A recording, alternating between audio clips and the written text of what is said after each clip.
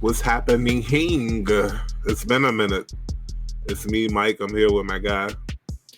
Eddie P, what's happening, people?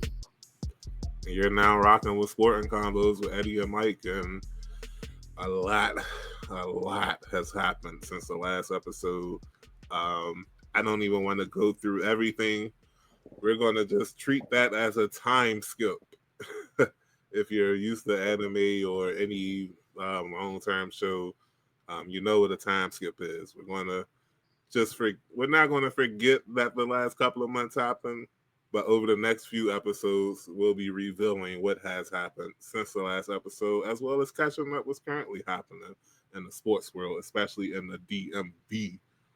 But anything you want to talk about, or what's happened the last time we saw you, bro? Um, well, we're Since dealing with the a lot. last, I'm sorry. Yeah, we're dealing with a lot. I'll be honest, it's been so long. I can't remember if I mentioned this, but my wife Myra was diagnosed with breast cancer in November, and that's really been a lot for us. But we finished chemo and she's doing better, and so we're just really thrilled with all of that. So to kind of spin our way more positively away from that, it's also my daughter Harper's birthday, and I just couldn't be more proud. She's 11 years old. I mean, Jesus Christ, time is just absolutely flying. I apologize for using the Lord's name in vain, but that's like that's where we're at. Like we blinked, and all of a sudden, here we are with this girl that's close to being as tall as me, and just totally crushing it in school, making honors and Virginia delegate awards and all these things. So I'm so proud. And to tie it into the show, because it is a sports show, um, she has witnessed a number of amazing sporting events. Obviously the Nationals World Series, the Capitals Stanley Cup. With the Nationals World Series, which you could say it was her sixth or maybe even her seventh since. She is my daughter, but I'm sitting on my couch. I'm watching it. I see the last strikeout. Hudson gets it, and he's going crazy, and I'm just kind of sitting there because, like, in my mind, and I know nobody will ever believe me, and it's fine. I don't care if you believe me.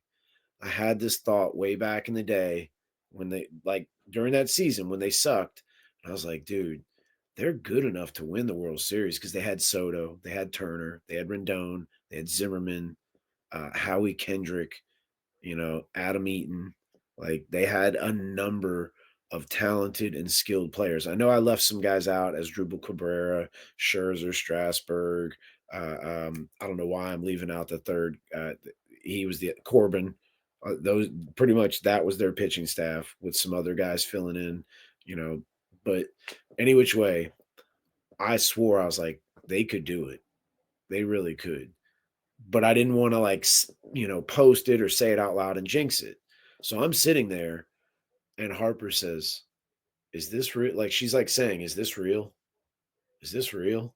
Like and not, from like some little kid like being goofy, like she understood that like she's watched me get upset from, whether it was the team formerly known as, whether it's the Capitals, the Wizards, whatever it may be, she's seen the upset, the losing seasons, the here we go again, another misery Monday. And so I reflect on the time she's seen, I'm a Madrid fan. I understand there's sort of like a Yankees, Alabama, New England Patriots in terms of international soccer, but she's seen them win a number of Champions League cups, a number of great plays from those teams. She's seen the Caps win a Stanley Cup. She's seen the Nationals win a World Series, which I alluded to. And so she's saying, is this real? And I'm sitting there thinking the same thing. And I'm like, how did she know that? Sixth or seventh sense, man. So happy birthday, Harper. I'm ecstatic you've gotten to see all these amazing things in sports. We have this really cool little handshake we do typically when the Commanders score a touchdown, but the Caps getting goals. we'll let that, we bring that one in there too. So it's the dopest handshake ever, and I'm sure everybody's gonna want me to like post some kind of video of it. Probably not gonna do that unless you pay me. So that's where we're at. Goodness gracious. Yeah, that was a lot. Um, I did what I usually do. Sorry. no, you're good. I'm talking about the whatever you just said about paying for something. Um, Hey but man, yeah, Bernie Mac voice. Pay me. um, since the last episode, like things have just been crazy at work, like super crazy. If you watch the news, you know what I mean. If you Yep. catch my drift, but I'm here. I'm feeling good. Um, and it's funny you're talking about how you felt about the Nationals, and I feel like it's a nice transition to how I'm feeling about the Commanders at the moment. I don't think it's out of what's the word? I don't think it's ridiculous to say that they're Super Bowl contenders right now. Um, Even Vegas has them as what number 7 or 8 in odds. I can't think of the last time the season entering the season Washington was this high. Nor can I think them being this high and me feeling confident about them at the same time. Sorry, I had to adjust my camera a little bit, but nevertheless, let's talk about them for a second, man. Let's talk about what has happened, or a little bit of what has happened to get to this point right now, where they are in phase 3 of OTAs. Mini camp will be starting sometime in the middle of June, I think, maybe the week of the 20th. But right now, they just completed the first part of phase 3 OTAs, and they're starting the second part of phase 3 next week. And yeah, man, they went to work. I think we've talked since the Debo Samuels trade. So we know that they added a wide receiver there. Uh, my apologies. We know that they added a wide receiver there. Um, Another move that they made that we haven't talked about was the trade for Jeremy Tunsil. It really came out of nowhere, young. Like it really came out of nowhere. Sure, they gave up, I believe, 2 second round picks, maybe, or maybe it was just a second and a third. But nevertheless, they shored up the offensive tackle. They made a couple of signings in between. Like they made their biggest free agent signing was Javon Kinlaw. Um, it was a cool signing. Like I don't think it rocked everybody the way we would have liked it or exploded, especially at a position like defensive pass rusher or defensive end or edge or whatever you want to call it. But it was a move. They also brought in other players like I'm sorry, this transaction list sucks. On ESPN, they are not listing the free agents that Washington said. Um, I'm sorry, but they did bring in people like Eddie Goldman to shore up the defensive line, Dedrick Wise. Um, they signed veterans on offense like Michael Gallup. They re-signed a lot of their players, and Bobby Wagner, Zach Ertz, Noah Igbenogany came back. So they did a lot. But I'm gonna tell y'all when this offseason turned for me. It wasn't just the Tunsil trade. This offseason turned with the 29th pick of the NFL draft. I Before at the end of the offseason, I thought that the team needed help on the offensive line. I thought that they needed some help. I thought they needed to shore some things up. But apparently, Peters thought that they really needed help because after trading for I keep on that man Jeremy Tunsil. I'm sorry.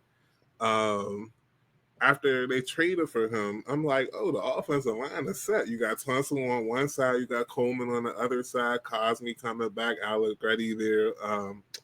What's my man name? Beatis, the center, he'll be there for a minute. You got Wiley as a swing tackle or a guard. Like we're set. Nah, No. With the 29th pick in the 2025 NFL Draft, the Washington Commanders selected offensive tackle Josh Connerly from Oregon.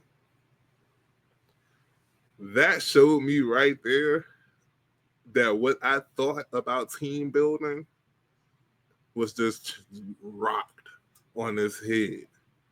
Because the offensive line that I thought was okay, the front office was like, nah, Mike, it's not okay. It got to be strong. It has to be the best that it can possibly be. We don't need 5 okay linemen. We need 10 linemen. We need 10 linemen, and we need some of those to be beasts, but we need all of them to be good. And that's what made me change my entire aspect of how I feel about the Commanders. They attack success, and that's something that we always wanted to see, especially during the Rivera era. We wanted to see them not just be okay with what they had, but to be better.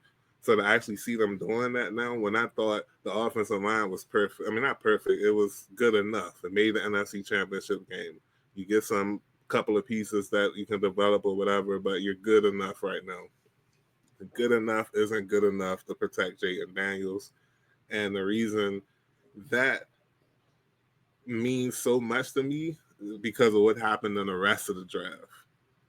They were able to pick players with potential and athleticism and just look like they're straight up football like players. And I'm not going to go too much into detail on the draft picks because we've been doing the thing on Commanders Classified with each draft pick. We've done the first 4 so far, and the last one would be Connolly, which would be coming up next week. But I'm just saying that they made moves to position themselves to compete for a Super Bowl next season, and it all surrounds a person name that I haven't mentioned yet, and that's Jayden Daniels. The entire offseason was constructed to enhance Jayden Daniels' impact on the team, and I feel like they did a great job with that. Not only starting with the offensive line, but bringing in a Debo Samuel, bringing in a Jalen Lane, um, bringing in a Michael Gallup, who might be old, he can contribute, even though he didn't look too good yesterday in OTAs. But hey, it's OTAs. I am very, very optimistic with Washington chances. Also, the schedule release since we last talked, they have a lot of primetime games. I'll tell you this, bro. They don't have a 1 o'clock game between September 28th and December 7th. Hmm. Insane. So, yeah, it's Milking going to that be cow. fun. It's going to be fun, but I feel like this team from top to bottom can compete in this league every week. Every week. I think we'll have a season that looks like last year. Maybe not 12 wins, but when you look back on it, it's going to be a couple of games that we lost that you're like, man, we could have won those games. And a couple of games that we won, we're like, man, I'm glad we won those games. So that's my synopsis of the 2025 offseason, especially in between shows. And like I said earlier, we'll delve deeper into commander moves and whatnot and thoughts and opinions throughout the offseason. But as of now, May 30th, 9:38 p.m. Eastern Standard Time, I feel good about the Commanders. And I just want to say this because a lot of Eagle fans and media have been talking about sophomore slump this, sophomore slump that. I've been hiding something, bro, for the last month or so, and It's what the hope. I ain't talk about it publicly. I ain't posting on Facebook or whatever because I kind of wanted to bring it up on the show.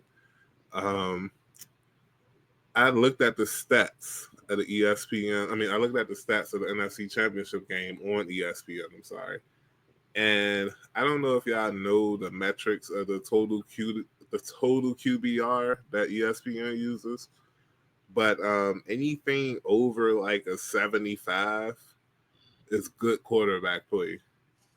50 is average. Anything over 75 is good to great. In the NFC Championship game, Daniels had a total QBR of 84. Yeah, Like that, he's goated. and the Straight up. and my eyes when I saw that day really matches that 84 QBR. He wasn't the one that lost the game. He was actually playing pretty daggone good. He So didn't play when I saw that 84, man, I was like, we are all right, bro. We are all right. We might not win every game. We might not win 1,000 Super Bowls, but having this man as our quarterback after one season, shoot, after 3 games, I'm telling you, after the Bengals game, bro, I was like, we good. Like, we're good. But nevertheless, like, everything that happened, it happened to build off of Jayden Daniels' historic rookie season, and I can't wait to see it, and I can't wait to talk about it this summer. And I'm done for real on that. No, it's all good. Like you were saying, that's before we started the show, this is your baby, and not that I'm not a fan, but usually around this time I'm paying attention, but certainly not the way I am during the season. But what I will say to just kind of piggyback on certain things that you mentioned. So as far as the moves that we made pre-draft and then during draft, it pretty much seemed lockstep for what Quinn does. I mean Quinn, Adam Peters does. Even going back to like Denver when they acquired Peyton Manning, and then they started making aggressive draft moves, aggressive free agency signings and trades. Same thing in San Francisco, making some of these trades to move up and down in the draft, making big time free agent signings, or like I said, whether it's draft day trades or trades for players. Like they started, wheeling and dealing, started hustling, and that's exactly what they've done here. You mentioned the whole sophomore slump thing. As I was kind of trying to shout in the background, that's what a lot of these teams are hoping is going to happen.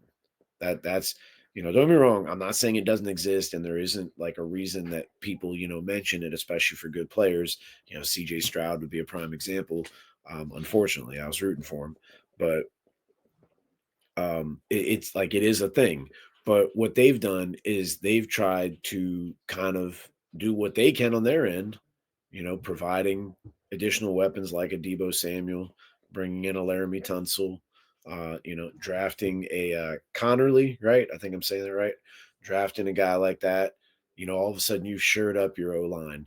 Well, not only did they do that, but when I look at guys like Kinlaw, guys like Will Harris. You mentioned Gallup, bringing back Noah Brown. A guy like Igbenani coming back, who's familiar. Also, you can even look at like Dietrich Wise and some of these other guys. They've brought in guys that have experience, but maybe still have some years left, that they're going to kind of mesh with the guys they're drafting, and they're going to create this competition. But what's going to happen is hopefully these young guys are going to pick up some things from the older guys who are still trying to make the team.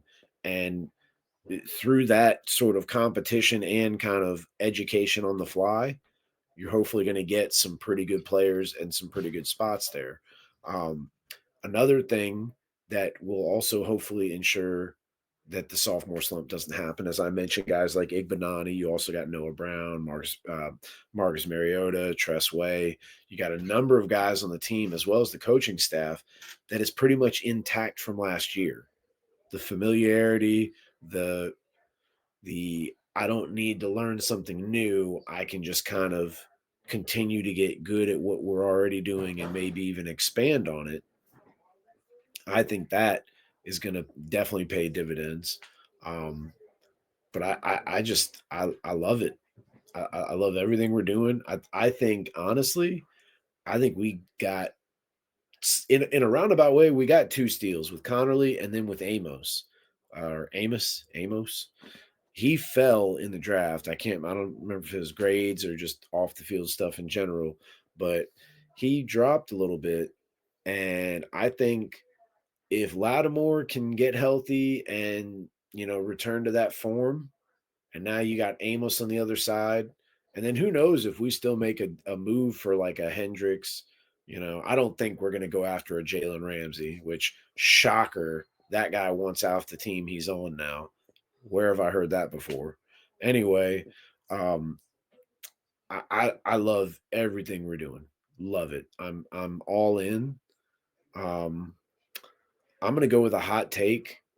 Debo Samuel will lead all non-quarterbacks in rushing yards. Actually, he's gonna lead the team in rushing yards. You heard it here first. Well, I don't think Eckler or you know what I mean? You don't want to give him too many carries. He's already got the concussions. He's getting a little older, but I still rock with him. I know they got Jeremy McNichols also, and then of course, B Rob. I don't we'll see what this rookie does. I think he's just a faster B Rob. So Mike. That's my bad. Like I said, a lot of the moves that happen on offense are enhanced because of Daniels and maybe the offensive system altogether. Because um, the drop off between, and I know this might be controversial, but whatever. The drop in this system and this offense, the drop off between Daniels and Mariota isn't like going from steak to steakums. Like we're talking about going from um, a steak to maybe what, an Angus burger, I guess. And not like a real like Angus burger, but one of them frozen joints you get out the freezer or whatever. It'll do. That's what I'm trying to say. Um, and because of that, like Bama's like Krosky Merritt, that's the running back you're talking about. Jacoby Krosky Merritt, 7th round draft pick from New Mexico. I mean, from Arizona, from New Mexico, from Alabama State. Yeah, he went to a lot of schools, but he shined at the East West Shrine game, and like I said, I have high hopes for the Bama, and yeah, like it's going to be interesting, man. We got to get through mini camp. We got to get through training camp. 3 preseason games to the beginning of the season. We played the Giants first week. We played the Packers the second week on Monday Night Football, and then it's 2 1 o'clock games. I can't remember. I think it's the Raiders and the Chargers. I think, and then after that, it's straight prime time, homie. Straight one. I mean, 7 o'clock and 8 o'clock and 4 o'clock games for this team, and it's going to be a fun season. Stick with us through it all. Yeah, we have our loss on the off season, but y'all know when it's football season, there's not many that's doing it better than us, especially for free. Like I put it out there. But any last thoughts on the Commandos before we move on, bro? Yeah, pay that man, Terry. Pay that man. And then I'm gonna go ahead and just kind of I mean, who knows? I want to give him benefit of the doubt because I don't know enough. But with the way the Lattimore thing has gone so far, I hate the Lattimore experiment. Um, I really it's voluntary mini camp or workouts or whatever you call it right now. I kind of wish he was there. I know that Tunsil and a number of other guys are not there either. Certainly Terry's not there because he's holding out. Which again, pay that man. But I kind of wish Lattimore was there because so far it's kind of for what we gave up, it's like hadn't really worked out the way we thought. Anywho, um, I'm not really tripping, but I do kind of wish he was there. But pay Terry, pay him money, lots of it. Yeah, um, My takes on McLaurin are always controversial. He's a tone setter, a culture setter, and Absolutely. the stats might not back it up, but for us, I'm paying the 31, 32 million a year for him. And it just so happens that it offsets Jaden Daniels' contract. So by the time his rookie contract expires, McLaurin's contract would be off the books, and I would be okay with resigning him for a third time at age 32, 33 for a lesser amount and take the rest of that money and give it to Jaden. We'll set a precedent too. Like show the players like, hey, look, you see this guy who works hard, does the right thing, and oh, by the way, also is a good player too. I mean, like, let's not get it twisted. Like, Right. hey, like this is a charity thing because he shows up and works hard at practice. No, like he works hard and is good and contributes, and you want to kind of encourage other people to do the same thing under the guise that you will get paid a large amount of dollar bills, maybe even like 20s and 50s and hundreds on them too. I'm just kidding. Um, yeah, you want to encourage that. Pay that man. We got to move on to the next topic. Pay that man. Harris, Rails, Magic Johnson, all of y'all. Pay that man. I thought you said Paris. I was like, Oh, Paris.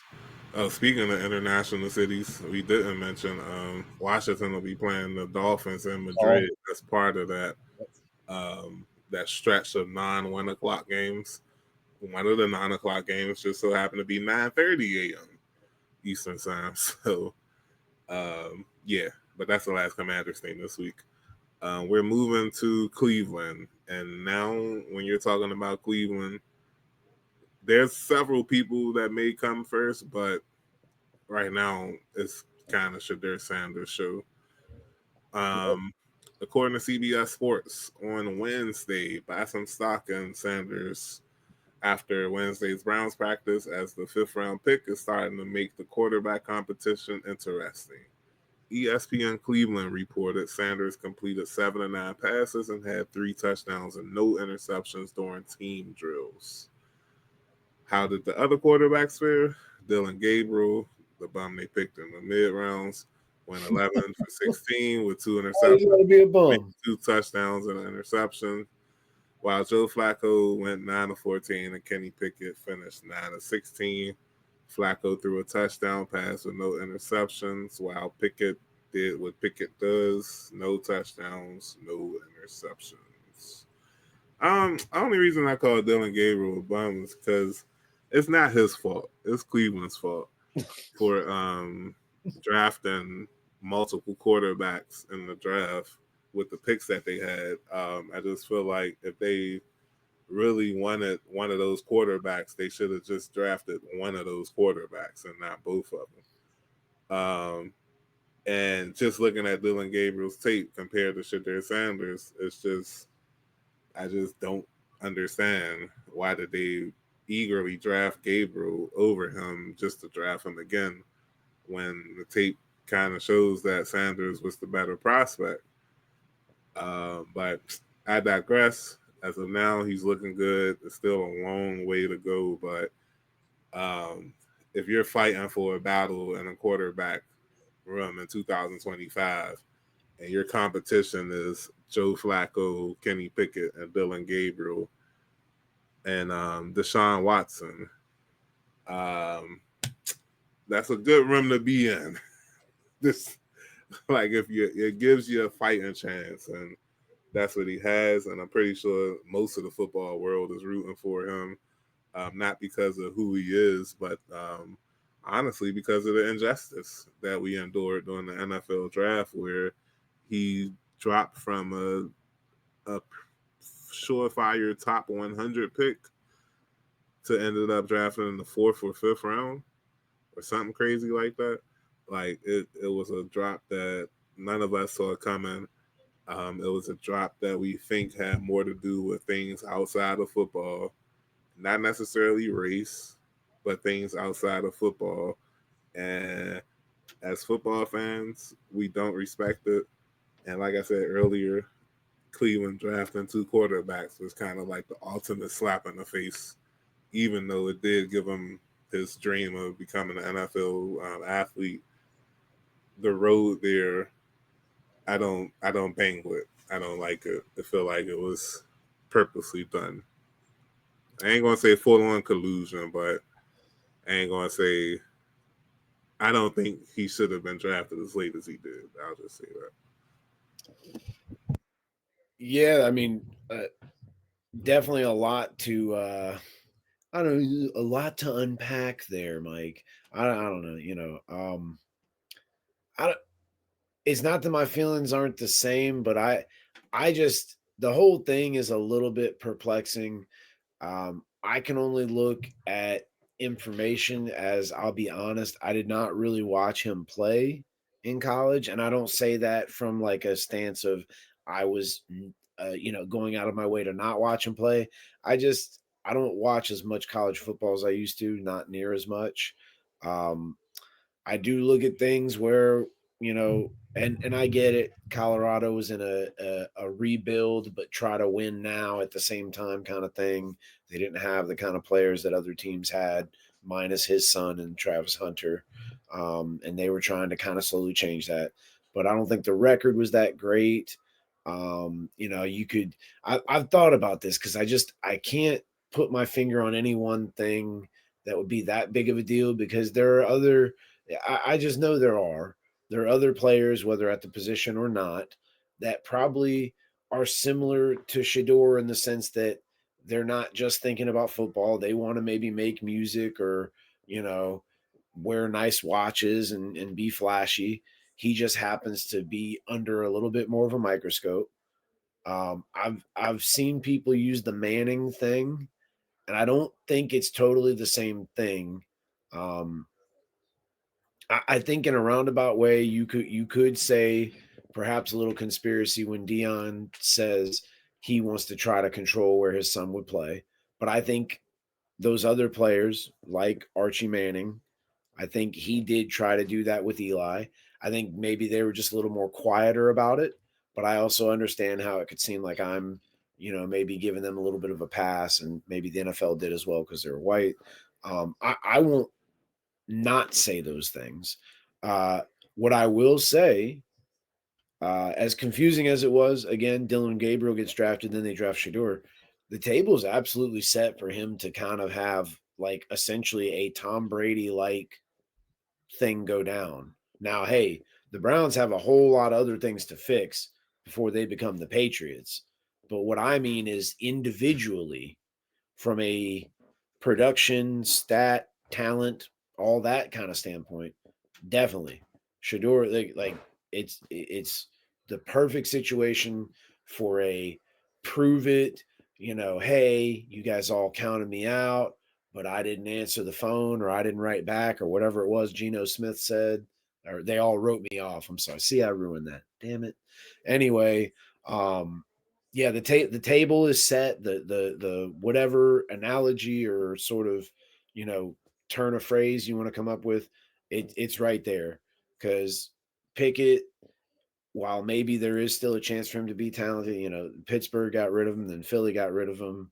Um, Flacco, you know, maybe a couple of games he can get you some production, but I think you're eventually going to see the wheels fall off there. No disrespect to him, but it's just the nature of the game and how fast it is, and the fact that, I mean, there's he can only take so much.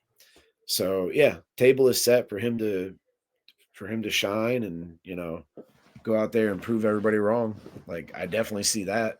Um, what I could see, just because nowadays the whole theory that a lot of these games are decided because of an entertainment aspect, which in a roundabout way, these sports are also entertainment.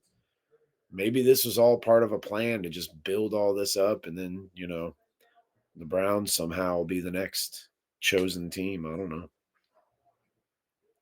I look, we gotta like fill some fodder in there too. I gotta, you know what I mean? I'm trying to like kind of. It's like I'm doing a bunch of different dances. I don't want to just go and do one dance. You know what I mean? I don't, want to be a It one. is not in that conference with those quarterbacks. Good luck. Hey, but real quick, you know what too? And I almost forgot about this. I'm waiting for I know a letter was written and I know some fines were handed out, but what about that Falcons coach, his kid prank calling Oh, Shedeur? yeah, that was wild. That's I mean, hey, again, back to it. We were in the quantum realm. Those of you who know the Marvel world, you're in the quantum realm. 5 minutes could be like 5 weeks, 5 years. So we were there for just a quick hot second, and that's how long it's been. We didn't have Debo Samuel on the team yet. We I don't think we had Tunsil either. What's it called? All this stuff with Shedeur Sanders and the prank call, all that. It's been that long, so we apologize, but I mean that is absolutely wild. Like I would think, and I just want to throw this out there. Everybody wants to blame that coach. I'm sorry. Like these guys work their tails off as coaches, and I'm not giving him a pass because sensitive information. The dude was at his house. Like that's how his kid found it. His kid logged on to his computer, and I think he left the window open. But my understanding is like the kid it's like um if your parents have a drawer with money and you know where it is, and then you go to that drawer and you can see it's slightly open, but then you tip it open a little more and still proceed to take money from it, like you still took money. Like, you know what I mean? I'm sorry. That are you kidding? And then like all these kids seem to be these days because clout is such a big bleeping deal. You broadcast what you did on the internet with your face and your friend's face on the video, on the picture. And now your dad has to go out there and apologize. And I don't look, I'm not saying the dad doesn't like Dion or doesn't like Shedeur. Like that has nothing to do with nothing because I don't think the Falcons have Penix and potentially Kirk Cousins. I don't know. Is Cousins a free agent? They cut him. I'm so lost. Any which way. That has nothing to do with nothing, but he's got to go up there and apologize and then pay this massive fine for his kid being a douche, literally being a douche. Like, don't get me wrong. I was young once too, and probably did a ton of questionable things. Thank God nobody was recording, and there wasn't, Twitter and all these other things where any which way. Like I, my God, I kind of really feel bad for the coach because you got your kid acting like a complete idiot, and like that, and the fact that that's the cool thing now. It's like I hate that I'm about to say his name and give him like a little, because we have so many listeners. There's this kid named Jack Doherty that everybody knows who he is. And you know why? Because he's this little shit spoiled rich kid who started making videos for just going around and screwing with people. And at the time, he was a young kid, so you can't really touch him. You don't want to mess with him. And he posts these videos. He starts to get rich and famous enough that he hires some gigantic bodyguard, almost a Robin Big situation, except he's still messing with people. And now, because he's a little older and like, I believe he's 18, I think, or close to it. Now he's got this bodyguard. And if you try to step to him, the bodyguard comes in and just jacks you up because the bodyguard's like a football player or something like that. He's a gigantic black dude. Like any which way, I say all that because like that's what's cool now is to like screw with people and try to put it on the internet to get clout. And so, you know, I'm not, it just it sucks. I do, as much as like he's rich and he's good to go and all that, even without the NFL, I do kind of feel bad for Shedeur Sanders, for somebody to like screw with you like that. But Yeah. kind of went off on a tangent, but again, we got so much to cover. So stay a while. We'll stay in the NFL. We're going off the football field, but staying on the football field. Oh, Well, what are you talking winning about? off the field? What are you talking about, Mike? I'm gonna tell you what I'm talking about. Tell me. Uh, John Madden's life and career will be brought to Woo. big screen with Amazon's upcoming sports biopic, Madden. Oscar-winning actor Nicolas Cage will portray the late NFL coach, and fellow esteemed actor Christian Bale will play late NFL executive. According to HollywoodLife.com, the film follows Madden's remarkable journey from Super Bowl winning partnership with Al Davis and the Raiders to creating Madden NFL and becoming one of the most iconic voices in NFL history. So it should be a good movie. I see controversy about it already. An actor or extra walked off the set because of the use of the N word and nudity in the film or something like that. And I'm like, so it's real life. Great. I'm looking forward to it even more. like, but no, it should be a good movie. Anything like I'm gonna just keep it a buck. In my lifetime, anything involving John Madden has been a hit. From the video games to his commentary career to his coaching career, that preceded my life, but still, um, like you put Madden on it, and it's usually a hit. So with actors like Nicolas Cage and Christian Bale, and people sleep on Nicolas Cage, and this is what I was going to tell you about earlier. He revealed that he purposely took lesser roles to like help catch up with depth. And now that he's caught up, he's able to take better roles now and more serious roles. And I really feel like this could be a good film for him to like come back. Well, not come back to, but like it. There's murmurs that this could be a Academy Award nominating performance for him. And with the story of Madden, I don't see why not. Yeah, there's a certain level of nostalgia that comes there because growing up, whether you're seeing him in the movie Little Giants or just watching, like you said, his commentary, the video game, obviously, like I think that's one of those things. Like it's sort of like Jordan sneakers. Like it's just it's gonna last the tail of time or whatever, and now to see something like this where you got an established large name actor like Nicolas Cage, who just for funsies, I'm gonna throw this out there. There's gonna be a lot of like makeup and prosthetics. He was in the movie Face Off with John Travolta, so I don't think I need to say anything more when it comes to makeup and prosthetics. Or is that the word I want? Any which way, he's gonna, yeah. There are pictures out there on the internet of him and Christian Bale, who will be playing Al Davis. Really excited about that aspect of it. Those you don't know, John Madden was the head coach of the Raiders, so that I'm pretty sure the championship, and I think that'll be covered. Uh, and then I was just looking. You got Katie Hahn, John Mulaney. Looks like eh, Google is saying Will Ferrell is going to be in it, I guess, as an older Madden. But when I go to IMDb, he's not there. But then you also got, Sienna Miller will be in it as well. So it looks like you actually got a pretty good cast. Um, as far as that actor, I can understand if there's things that go against like religion with the nudity and whatever.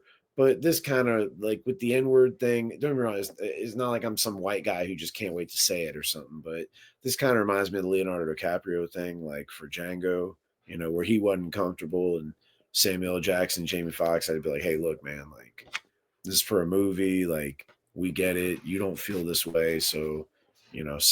Like it's okay. Say the word, let's all get paid and make this money. And so I'm not saying compromise your morals and values for money. That would be wrong. You do what you do. All I'm saying is I think when you understand what acting is and the idea that you are trying to give people an idea of what things might have been like back then, whether you think what was going on was okay or not, you're just simply trying to, fulfill a role. And I think in that sense, most most sensible people they would probably get it.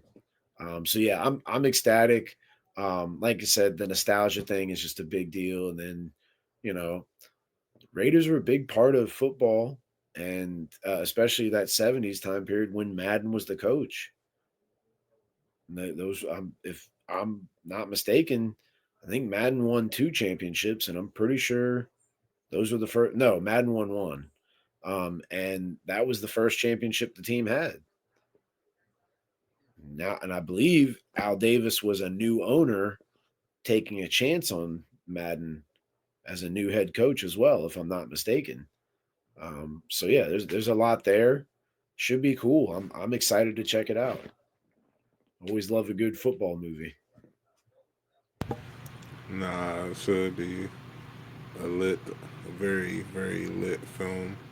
Um, Now that we're moving off of football,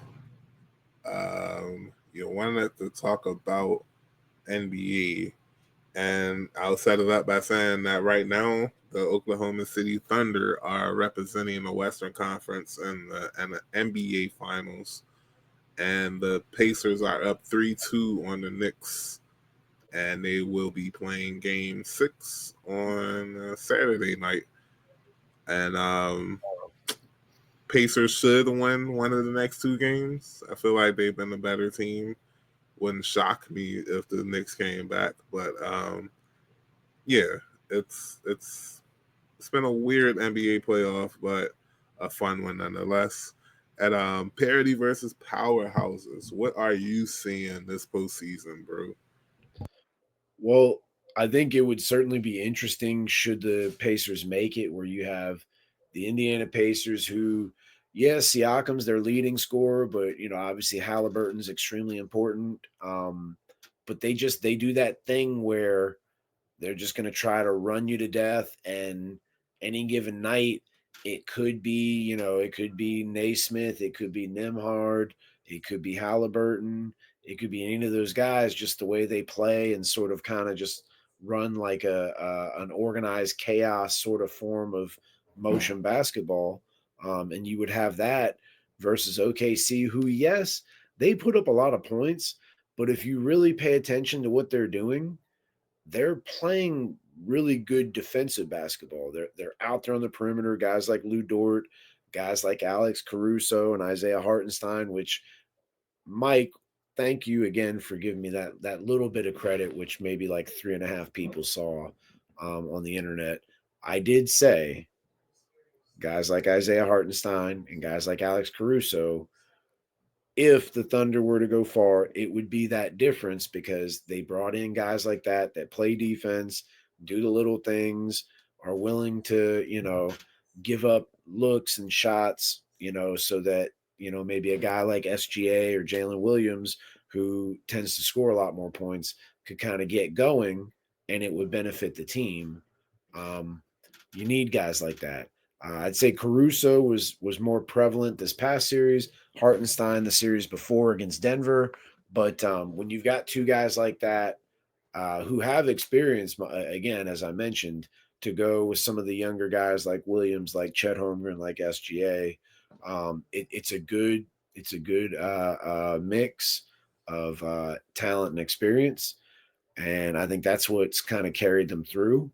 I'm more leaning on, I think, if Thibodeau is willing to make some of the moves that he did going into this past game, and then not necessarily just going in, but in game as well, then I think this is the Knicks game to win. The Pacers did not look like they wanted to play last night. The Knicks did this brilliant thing where, as much as I think Jalen Brunson is amazing, and I think Dallas messed up letting him go too, not just Luka, even though Dallas won that trade. But still, anyway, uh, you have Brunson dribble the ball around for like 17 of the 24 seconds, and then now you got to put up a shot. Well, what they did early is they took the ball out of his hands and actually kind of a la Reggie Miller, former Pacer, they had him running around, him being Brunson, running around off of screens, and then getting the ball in a situation where he's either going downhill to the basket or coming off a screen, catch and shoot. And I think it worked out better. Not only that, I can't remember whether it was Mitchell Robinson or Cat that was at the 5. Obviously, whichever one wasn't was at the 4. But Mitchell Robinson started, I believe, and then Josh Hart came off the bench. Love Josh Hart, probably one of the best rebounding guards ever. Dude is just he's like that. Also, a Commanders fan too. Shout out Josh Hart. Um, but yeah, if Thibodeau's willing to make those moves, and especially again the way Indiana looked, I would love to see the Knicks. I think it'd be great for basketball, New York, all that kind of stuff with the media market and all the publicity, Spike Lee, yada yada. But the series is great too, by the way.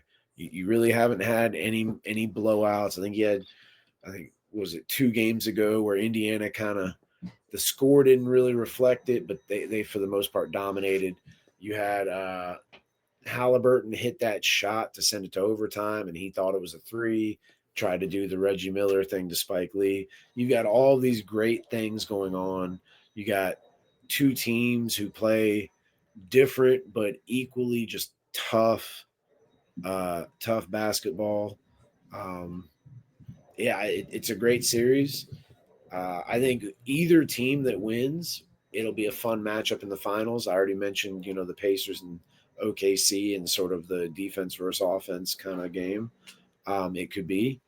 I look at the Knicks and they're so tough, and they have a fair amount of size to kind of contend with some of the advantages OKC has when they have guys like Holmgren, like Jalen Williams, like a Hartenstein, etc.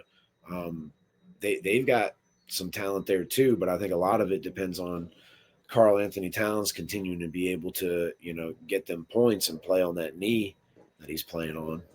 So, but I guess we could. Is there anything you wanted to say? Otherwise, we could segue into the next basketball aspect of the. Nah, and this is kind of like Wizards related too. Who we didn't talk about this. This is another thing that happened since we've been gone. Yeah, Um, was absolutely destroyed in the draft lottery. you Just want to talk about conspiracy? That one, it almost has to be one. You got like it one couldn't eighteenth of a chance of like, give me a break. it couldn't have it couldn't have yeah, it really couldn't have literally couldn't not have gone worse for the Wizards in the draft. They got the 6th pick when they had the second worst odds the second best odds to get the 1st pick. They ended up with the 6th pick, and the Mavericks won the draft lottery for the rights to draft Cooper Cup. Nevertheless, like I said, 2 Paul George trades could shape the 2025 NBA Finals. George was a prize superstar in in 2017, coming off of 2 impressive seasons. Still, these weren't enough as he got traded for a package that included Demontres Sabonis. Sabonis became an All-Star in Indy, then he got traded for Tyrese Halliburton, the Pacers' current franchise cornerstone. That same Halliburton is now 1 win away from leading Indiana to his first NBA Finals since 2000. Meanwhile, Paul George had a MVP level stint in 2018 for OKC before the Clippers went all in. The price that they paid to acquire Paul George, a then 21-year-old Shai Gilgeous-Alexander, plus a truckload of picks. One of those picks turned into Jalen Williams, who became an All-Star this season. Shai just won the 2025 MVP award while leading Oklahoma to a 68-win season. Now, Shai and Williams are in the NBA Finals. The ripple effects of one of the superstars' movement might just define this year's NBA Finals matchup unless the Knicks come back. Paul George is the gift that keeps on giving, and who knows, the 76ers may be taking notes. How wild is all of that, Mike? So first of all, I am actually in like a lot of these kids, I'm a huge Paul George fan. He has such a It's smooth game. crazy. Paul George is really the Michael Jordan of like the 2005 and up kids. Like they are obsessed with Paul George. Well, It's it's crazy. the aesthetic part of it. So first of all, you look at the body frame. He it's similarly to the way like Kevin Durant is so fawned over because he's so big, but he plays like a two guard and is just wetting threes and mid ranges, taking you off the dribble. There's a similar thing there with Paul George, where I get it, he's not as tall as Kevin Durant, but the dude is so athletic and he's smooth. He plays both ways because of his size. He can get to the rim and he can dunk easily. He can, hit you with the jellies and the scoop shots and whatever, floaters, threes, as I mentioned, fadeaways, take you off the dribble. And it's again, it's an aesthetically pleasing thing when you watch his game. But wins and losses and championships are also a thing. No disrespect to him, but it is what it is. For me, I always go back to the early days in Indiana where it was really Danny Granger was the man and Paul George was really a project. He had that body frame, but he was much skinnier, wasn't, as in shape and everything. And that what I'm talking about happens to most guys who get drafted. They're not as big, they're skinny. They hit the weights, and all of a sudden, they're eating those good meals in the NBA. Things change. Anywho, Paul George was one of those guys, super athletic, played good defense, but that was where his offense came from. He was getting steals, defensive rebounds, just going coast to coast and just being faster and more athletic than people. Then you fast forward and your man, he's working on his jumper. He's hitting you with these jab steps and these ball fakes, and he's taking you in the post. And his game really evolved, and it came to what it is. Where again, he's this super fun to watch, very smooth, very sound way of playing the game and getting to the basket and making plays. Um, but the fact that LA gave up all of that for him, I just thought was kind of way too much. And I know Indiana really only got Halliburton, and that was through like a hockey assist of Paul George, whereas OKC directly benefited from Paul George and a lot more than Indiana did. But the fact that one of those two teams would probably get a championship, and that guy, I mean, I don't know. They would need him, Embiid, and Maxey to all stay healthy and all find a way to play pretty much upwards of 60, 70 games together to even have a chance. If Giannis leaves the East, that helps. Tatum recovering from an Achilles, but Boston's still pretty tough. So there's that. But just the connection. It's just wild. It's there's a book for people who are into movies called 6 Degrees of Kevin Bacon. It's like a game you play where you try to link actor to act It's or a book. sort of. I mean, it's more of like a game you play, but there's a book you can read about the Oh game. wow, I didn't know. I I'm know about pretty the sure there six is degrees of separation. a guy I knew had it. He's really into movies. That's what's up. But It's crazy back though. then, You really struggle to find somebody that isn't connected. Like you yeah, gotta go. Like I guess like the white Sam Jackson. the older or the more time passes, the easier it is to do. Like, but still, it wouldn't be as easy as you would think it would be. Anyway, I digress. Hack-a-Shaq 2025. I think I know what you're talking about, but for the audience. So I'm watching the New York Knicks and Indiana Pacers basketball contest, and I understand strategy and everything. And shout out to Rick Carlisle. Glad he's doing better. He's healthy. Really like what he's doing with Indiana with not as many big names. Um, but they just start fouling Mitchell Robinson, who's a terrible free throw shooter, And sorry to put him on the spot like that, but that's why they're fouling him, because they know, like just about everybody else, he can't shoot free throws. But the thing that gets me is, now I'm not asking for flagrant ones and all that, but that's an intentional foul, and I think they should do it the way it's done in college, like where if you want to do that, it's 2 free throws and the ball. Now, I'm not complaining about this from a bias of wanting the Knicks to win, even though I did mention how I think and would like to see the Knicks win. I'm doing it more so from like a fan watching the game standpoint. I understand you want to win, but I'm not trying to watch Mitchell Robinson shoot like 30 free throws because you're trying to slow the game down and hopefully, mount some comeback.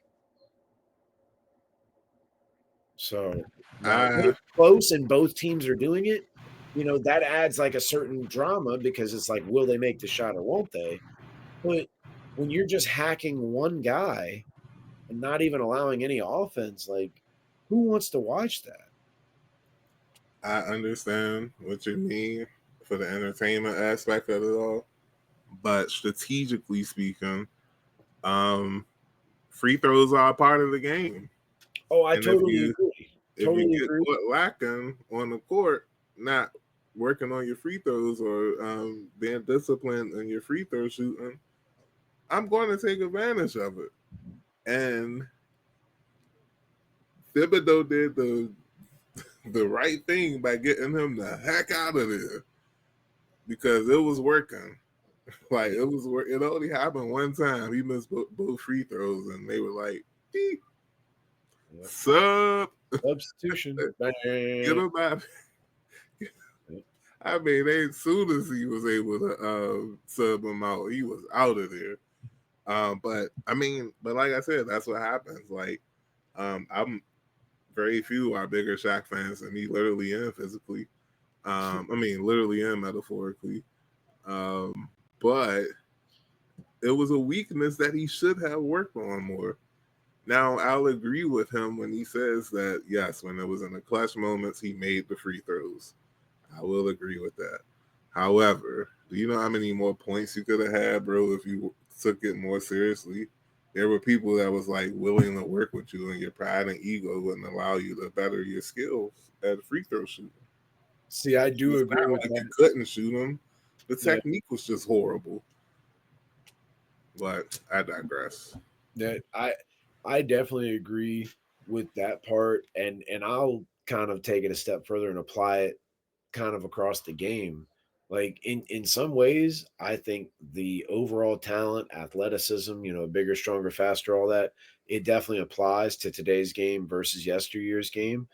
But I also feel like in some ways you see guys kind of, eh, they get too hung up on doing the one thing. Does that make sense? And like, oh well, I'm a defender, I'm a 3-point shooter, or I'm a, whatever else. Um yeah, I feel like, just like what you're saying, like, hey, if you're a pro, you should be a pro and you should be playing like a pro, and free throws are part of the game. That should be something you work on. Maybe not to where you're as good as, like a Ray Allen or a Jeff Hornacek. I'm trying to think of somebody who's a really good free throw shooter. Maybe you're not on that level, but I mean, in a way, you should kind of be closer than not. Like, this is what you do. Now, I will say, for guys of that size, I don't know what it's like, but when I try to think about it, I would assume it'd be the equivalent of me going to the grocery store and getting like a cantaloupe and then holding that in my hand. And that might be what a basketball feels like to them. So I get it. That changes things. I get it. But now I digress. No, you're like I said, it's strategery. I, As I don't have to said like the that. strategy. That's all I'll Who say. said that? Was that I forgot who said it. It may have been Spurrier. I don't know. But yeah, luckily, it's not as prevalent as it was back in the day. Most people know how to shoot free throws pretty consistently now, and will light you up if you try to hack them and get them on the line. And I have no doubt Robinson knows this summer what he needs to work on. He will be working on his free throws. And will it happen quicker than it should? I don't know. Eddie seems to think so. I don't know if the Knicks can win the next two games. I kind of hope they do. But regardless of what happens, they're food for Oklahoma City. It's wild that the Thunder looks like they're going to win their first title in franchise history, but um, the Bama's been cooking on both ends of the court. They smother you on defense and they'll light you up on offense. Excellent season. Shout out to my man Murph and all the other Thunder fans. They caught me lacking. I thought this was one of those teams where they look great in the in the regular season, and when the off start, the more veteran teams or deeper teams, so to speak, take over. But the Thunder proved like, no, we might be young, but we're pretty good at this basketball stuff, bro. Um, and it did feel like once they got past the Nuggets, it was pretty much going to be clear selling from there for a multitude of reasons. But shout out to them, and I hope the Pacers. I mean, I don't like I said, if the Pacers make it good, if the Knicks come back good, but um, like I said, they're both food, delicious to the OKC Thunder. Hey, shout out to the Nationals, and did this just happen? Really? Um, A few at bats ago, yeah. If what you're about to say is what I think you're about to say, go ahead. oh no, wrong person. Um, but he did hit a homer in today's game, and this is what we'll be ending the show with. You get some Nationals talk from Eddie and Mike. Yep. Get some Nationals talk. Just a little bit now. There's a That's talk now. there's a certain young Bama that's been playing pretty decently this year. If you all don't mind, give me a couple of seconds to pull up his stats. Uh, In all of baseball, he is, I believe, 8th in OPS. hmm. Um. Uh-oh. Uh-oh. So Uh-oh. Josh Bell, 3-run shot. It's now 6-4 Nationals. that's what I was referring to when I said what I just said. Okay, well, You were you're referring to when he hit. faster than mine. That's Yeah. all that is. Nevertheless, for the season, this young fella, 2.5 WAR. He's batting 288, 61 hits out of 212 bat appearances, 15 home runs. Your left fielder for the Washington Nationals, only 22 years old, from the DMV, out of Rockville, Maryland. Not other than James Woods, folks. James Wood, not James Woods. Just one of them.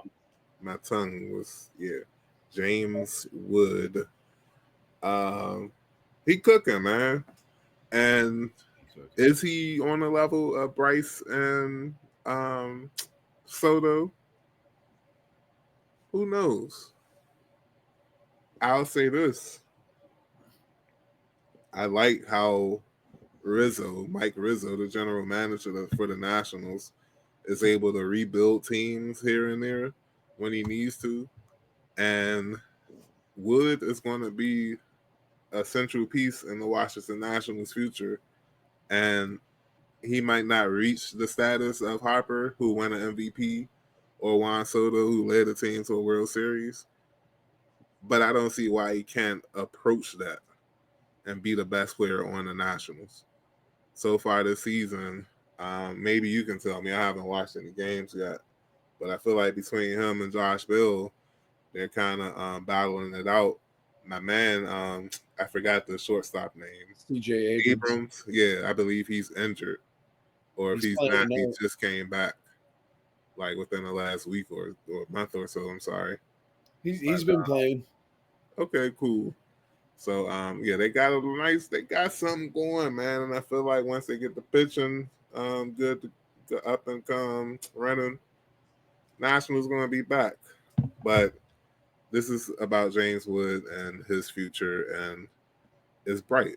It might not be super bright like Harper and Soto, but obviously those are once in a lifetime talents that we might have hit on twice. And even though if Wood doesn't get to that point, it's not like he's going to be trash, and he will be a central piece in the future. You can believe that.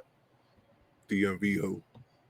Well, see, that was my reasoning. That last part you said, that was a big reasoning for why I mentioned him with Bryce and Juan Soto. There's nowhere near as much hype about him coming into the league as there was about Bryce. Maybe similar to Soto's, but the man is a giant. He's hitting extremely well versus left-handed pitchers, which a lot of it has to do with, you know, the fact that there aren't a lot of left-handed pitchers to begin with, and if you're a right-handed hitter, then left-handed pitchers typically have an advantage. It's a whole thing. Any which way, he's hitting well against left-handed pitchers, let alone right-handed pitchers and right-handed pitchers. Anyway, his OPS eighth in the major leagues, I believe, at a paltry 955, which is just insane. And it's not just, hey, this guy's a good hitter. It's the fact that he has this John Henry like grown man strength where he's belting homer. Like, I would liken it to, in the early days of baseball when all you had was radio and you have to listen to someone describe it, but then you go and see for yourself and you're like, oh man. And that's pretty much what this is. This is, don't be wrong. I'm rooting for the Nats and I think they're getting better. Double here. We got a double. We're up 6-4, top of the third.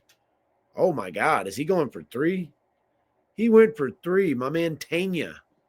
I'm not going to front like I know a lot about him because we got a lot of younger guys starting to come up and play, whether it's injuries or whatever. Anywho, um, you go and see for yourself. And so this is kind of like the James Wood tour where, we're on the road right now. We're on a road trip. I'm not kidding.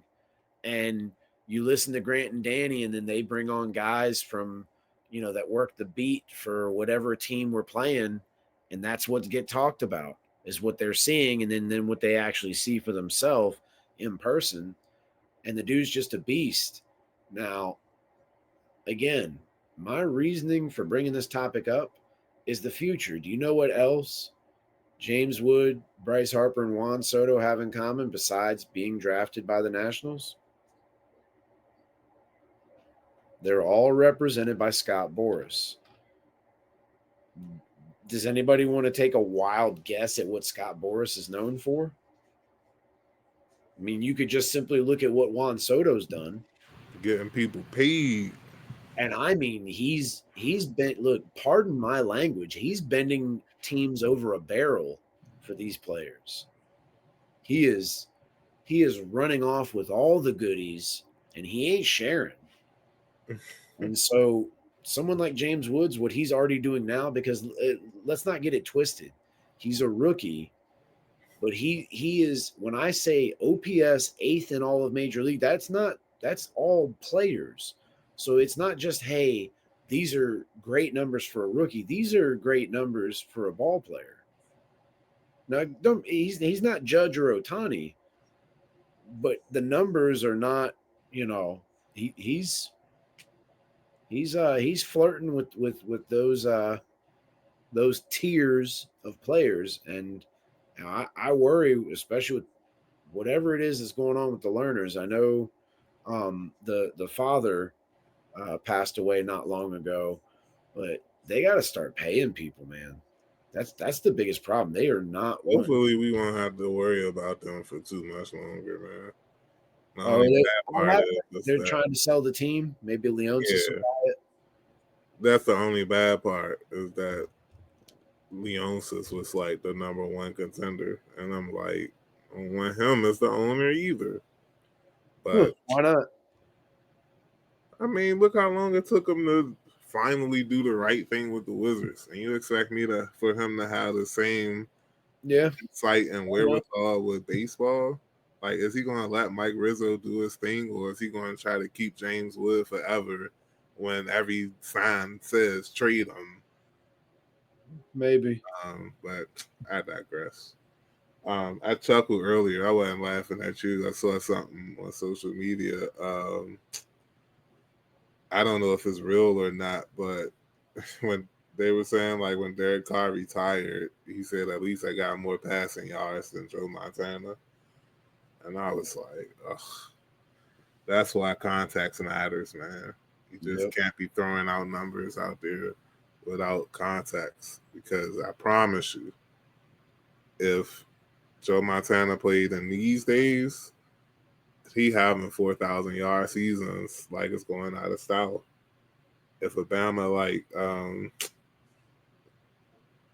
who can I say? Sam Darnold. If Obama like Sam Darnold can succeed in today's NFL, I have no doubt that Joe Montana would light us up. And I say us as in the modern NFL. We would Yeah. get lit up by Joe Montana, like straight up. Uh, Imagine a more accurate Brady. That's what Joe Montana was. And A little yeah, quicker than him too. oh yeah. Right? I Like, mean, don't get me wrong, Steve Youngin was my favorite quarterback growing up, but it wasn't because I didn't know about Joe Montana. It just so happened that Steve Young was more in his prime and than Montana when I got older. But I cried when Steve Young got injured in his last game. I think it was a Monday Night Football game versus the Cardinals. I didn't think his career was over, but it still felt like it was the end. I just since we're talking about Steve Young, there is a play early in his career, and I think this is when he first I don't want to say first joined the 49ers, but it was certainly he was younger. I'll put it Talking like about that. the Vikings run. Yep, that run. Now, if you watch it, now this is not to sound disrespectful to Steve Young. Dude's an athlete, but if you watch it, it just looks like somebody who has the worst balance ever, like someone who's on ice just at like every other step because he's getting hit. Let me put that part in there too. He's getting bumped around and dodging people and whatever, and he somehow keeps his balance and is so dog tired as he gets the end zone. He just takes a step or two and just falls into the end zone. And to me, like as much as the 5 touchdowns against San Diego in the Super Bowl and all that, and having whatever the O lineman is, get the monkey off my back, that whole thing. Um, he'll be remembered for that, but for me, that run, that run says it all because it's like, yeah, that dude could do that back in the day, and not to like feed into stereotypes, but you don't really think a white dude can be that fast and athletic like that. And then, oh, by the way, yeah, he used to throw a lot of touchdowns too. Like he wasn't just, like one of these college read option type quarterbacks or something. I'm looking at the play now. This play happened 66 days before I was born. Dang. Um, Crazy, crazy. Shout out to Steve Young for real though. I think he was dealing with some health issues not too recently. Um, Hopefully he's okay with that. And just shout out to all the NFL players of the past, man. Yep. Like they've been cooking. Um, oh no, that was years ago, and he was talking about anxiety. Wow. So hopefully he's feeling better. But as for Eddie and Mike, that's it. We did what we did. We gave y'all over an hour. It's been a minute, so why not give y'all a little bit more than usual? And next week, who knows? Maybe we'll start inviting guests on. I gotta work on that some more, but until then, man, we gave y'all a lot. We talked about the Commanders, talked about Shedeur, Madden movie, Yep. basketball, baseball, a couple of whatnot in between, and that's all I got for y'all. Holla at y'all on the classified on Wednesday. We'll be going over Josh Connerly, and that's it, bro. That's all I got. Yeah, I don't really have much else to add. Just again, couldn't express how proud I am of my daughter. Also proud of my wife, Myra. Yeah, You know, buddy. just fighting her way through cancer, just being a trooper, and on top of that, we're doing all this stuff, getting ready for a birthday party this Sunday. Gonna have a moon bounce and whole lot of kids running around my house. So Oh man, I thought it was Saturday. I didn't know it was Sunday. yeah, it's Sunday. Saturday she's got a soccer game, and then we thought it would be better, more time to prepare and everything. So No, it makes sense. But, all right, y'all. I'll let y'all. Nationals and Diamondbacks look like they're putting on a oh yeah, fire it's fest. going It's down. already 6-5, and it's only like the bottom of the third or the top of the third. So, Yep. bet the over, and I'll holler at y'all next week. Yep. Good morning. Good night.